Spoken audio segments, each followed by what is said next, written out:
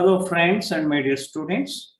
Welcome back to our lesson number 3 of Future Studies. So this is the title of this lesson is 15 Global Challenges for Understanding Global Change. In fact, this material is taken from a State of the Futures report of United Nations. So they are providing very good information about the future challenges here, which each one of us should bear in mind. So don't think that global means as individuals we have nothing to do. No, we are a part of the globe. Therefore, whatever that challenges one should face at global level, perhaps may have implications for the individuals also. Therefore, that is the rationale with which we are starting this lesson. So kindly go through this lesson. The material supplied to you separately as a PDF file. So certainly, I think you will enjoy as students of future studies. This will help you how to look at future. What are the challenges before us? And many scholars have documented based on data. These are the challenges we are going to face in the coming years at a global level. Okay, so I think we shall start looking at what this lesson is about. So greater information and intelligence is available in the Global Futures Intelligence System. There is a body called Global Futures Intelligence System at this website, www.themp.org. So you can visit this website to understand the data they are coming up and the information they are providing about the futures of this globe. The subscriber can participate in updating and improving this collective intelligence. Anybody can participate. Only thing is, one should become a subscribed member of this body to give their opinions and suggestions.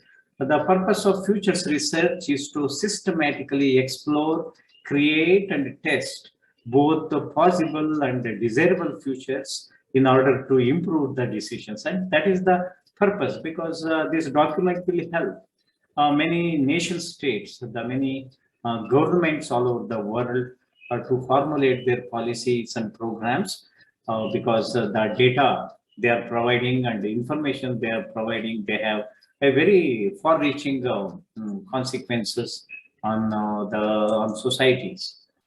So this is vision for a desirable future. So we are talking about a future that is desirable for us. So we are making a choice what kind of future we want. So in case we really want to accomplish a future state the way we want, then we have to get into action in a proper way. So sky is the limit for human progress. We all know that. So now this is a road to the red planet, because we have exhausted all resources on Earth, and now we are planning to exploit resources from the Mars. So that is how human beings are making an expedition into the galaxy, into the skies, and discovering new forms of resource bases. So this forum, the State of Futures report, is prepared by the forum. The website address I showed you on the previous slide. Here the futurists with foresight systems point out problems and opportunities to leaders and the public around the world. So every politician, every bureaucrat who are sitting in the helm of making decisions and policies should, I think, become familiar about some of the information provided on this website. So this is for thought leaders, decision makers, and all those who care about the world and its future. So this is, I think, every one of us are stakeholders in this. So therefore, it concerns every one of us. Futurists provide an overview of the global strategic landscape. So in this website, or in this report, State of the Futures report, the experts who are futurists by themselves provide an overview of the global strategic landscape, the direction in which we have to move, and what are the challenges before us. Business executives use the research as input to their strategic planning, because this information is useful for corporate houses, because they can see what kind of markets would emerge in the coming years. So similarly for politicians, they may become more sensitive about making their policies, which will have some global relevance. Then the academicians who work in universities, futurists and consultants find this information provided by this State of Futures report very useful in teaching and research, and also making their action plans. So this is some of the salient features, some of the important points that interests every one of us in this State of the Futures report we have compiled here. So this information is taken from the State of the Futures 19.0. This is the document number. It offers data, information, intelligence, and some wisdom to provide a context or a framework to help make better decisions than is commonly offered today. So I think in the later part of this presentation, you will see how sensible some of the informations and the insights compiled by these experts. So artificial intelligence would grow beyond human control and understanding. This is a very, very important aspect of this future studies students. I think artificial intelligence is going to come in a very big way in all walks of life. So how to manage this, how to control this will become a very serious challenge in the coming years. Probably not very far off, maybe in another 5 or 10 years, we all will face this nuisance of artificial intelligence, perhaps. So already we have seen driverless cars and other things coming into the market. So the scientific and technological leaders, advanced research institutes, and foundations are exploring how to anticipate and manage this issue. This issue means, here we mean the artificial intelligence, which is going to be a very serious problem for the societies all over the world.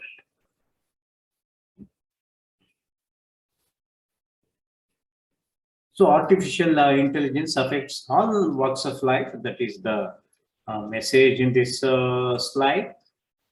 Then coming to the Millennium Project. This is Millennium Project, means it is United Nations Millennium Development Project. A State of the Future Index shows the world is expected to continue improving over the next 10 years. So perhaps the poverty levels have reduced, and the living standards will continue to improve over the coming 10 years. This is the forecast, or this is the kind of projection this Millennium Project. Millennium Project's State of the Future Index is providing this information to us. Conflicts and terrorism will increase, and organized crimes are also will have an increasing side. So I think these are some of the serious problems we should be cautious about. Then the extreme poverty fell from 51% in 1981 to 13% in 2012, and to less than 10% today. So this is a very healthy sign. We all of us have to welcome, because the poverty at the global level is declining. The concentration of wealth is increasing.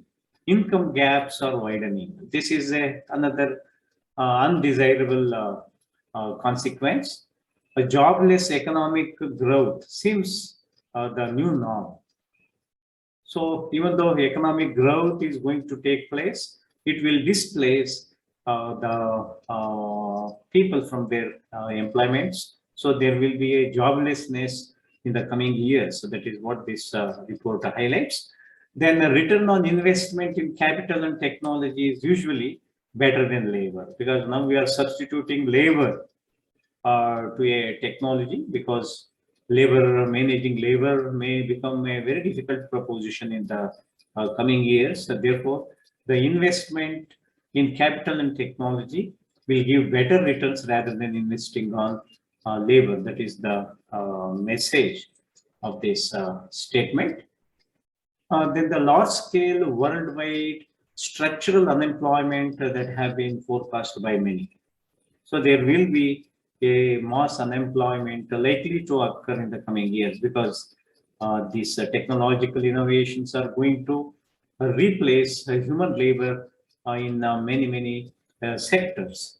The current world population of 7.6 billion is expected to grow another 2.2 billion in just 33 years, that is by 2050,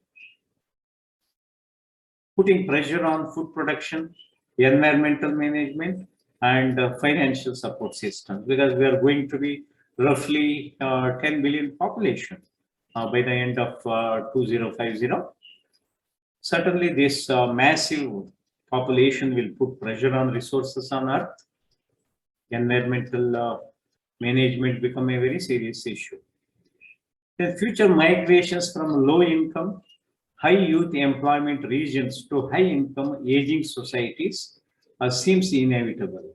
So this is already we are witnessing some of these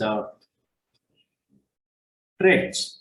People are migrating from low income because some countries are becoming aging. They need young workforce in a proper age cohort. So therefore, the migration from low income with youth population, they will choose to migrate to the regions with a high income, where the labor youth population is declining. So there will be a migration from this region to a better region. A recent calls for a fourth industrial revolution that uses artificial intelligence for all elements of production. So forthcoming revolution is the fourth industrial revolution, where the artificial intelligence will have a leading role. That is the dominant form of economic activities. Artificial intelligence would see its implications in market research to manufacturing and sales. So please imagine what would happen if robots take over your market research, manufacturing and sales. What will be the position of employment, and how our youth have to be prepared for some kind of an alternative sources of livelihood and income. All this data is connected in the cloud. So now we have this cloud computing. So that is also going to be a very big phenomenon in the coming years. It is expected to extend to everything from transportation and water management to power production and use. So artificial intelligence will be there everywhere. So it is going to be a part of our living system. So cloud computing, this is a slide showing how cloud computing is connected to various the systems, and it becomes so inevitable for all of us to adopt. Coming to the social change part, increased atmospheric carbon dioxide that led to the Great Permian extinction, killing 97% of life, could happen again if changes in food production, energy, and lifestyles do not occur. This is also a major warning for all of us.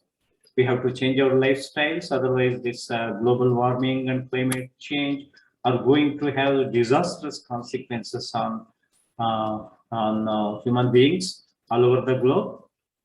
Nuclear proliferation has not stopped, and the future lone wolf terrorists may one day be able to make and deploy a weapon of mass destruction.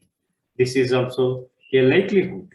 So if you do not take adequate precautions now, probably such things may happen. This is what this document highlights. Families and communities have to raise a new generation of more ethical people. This is very interesting, because Now our socialization has to give, our education has to impart some ethical values to the students and ethics to the people. Otherwise they become, they indulge in criminal activities, and they lose sense of the morality. So therefore the ethical education, even at the families level, socializing children on more ethical lines will become a very important issue. Organized crime takes in over $3 trillion per year, which is twice that of all the military annual budgets put together. So this is the kind of allocation required to control organized crimes in different parts of the world. $3 trillion per year. So this organized crime is going to be a major problem and a major challenge in the coming years. An estimated 1.5 trillion in bribes is paid per year. Corruption is a major impediment to development for countries that are home to over 5 billion population. Means it is slightly more than half of the world. So more than half of the world is suffering from this corruption and bribes. So this should be tackled. How we make a corrupt-free society is a major question in our modern times. Neuroscience is showing how brain performance can be improved, and artificial intelligence is being developed to figure out the best ways for you to learn, and what you should need to and or want to learn. So I think these decisions are taken by the artificial intelligence like robots.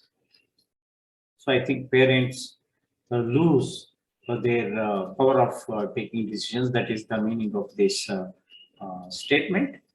Then the Paris Agreement is expected to reduce fossil fuel consumption, and increase the use of renewable sources of energy. So that's the trend we are witnessing these days, but may not be a panacea for many of our energy related problems. So still this debate is going on.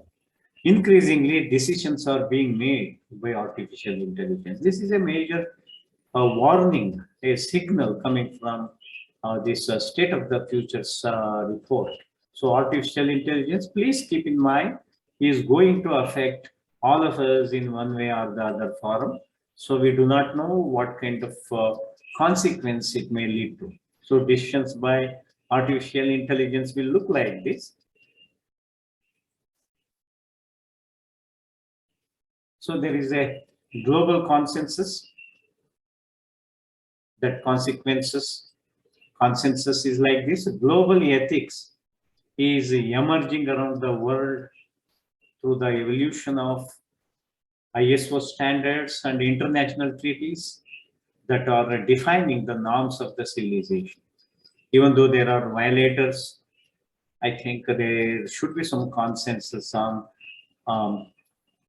certain ethical standards. Otherwise, we will go back to the period of First World War and Second World War, killing one another. The United Nations Sustainable Development Goals. So we are all in this era of Sustainable Development Goals, and the Paris Climate Agreement provide the most powerful common agenda the world has ever seen for achieving peace and prosperity on a healthy planet. So I think we have to give a lot of importance to this Paris Climate Change Agreement and Sustainable Development Goals. So that is the kind of vision we, all of us, have to subscribe to for the future. So this is a one visual of global unity and cooperation, because to live happily on this globe, we need to cooperate one another. That's the message. So the 15 global challenges, the title of this lesson. So these are the 15 global challenges we have to be aware of.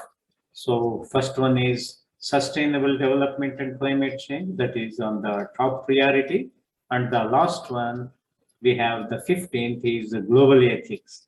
So this is another important challenge, how we transform people into ethical beings. So that is a very challenging job for all of us.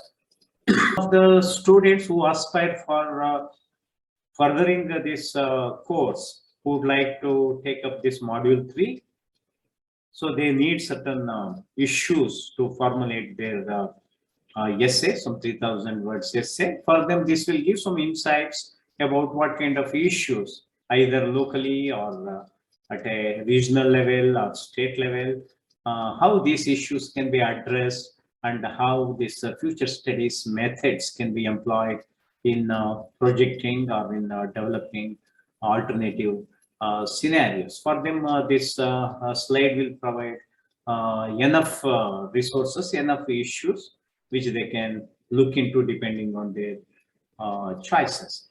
They can even go other than this, go for other than these issues also. There is no mandatory thing as such. So this will give you some insights how to choose your topic for your dissertation. Thank you for remaining with me. So we shall wind up this lesson today. Thank you.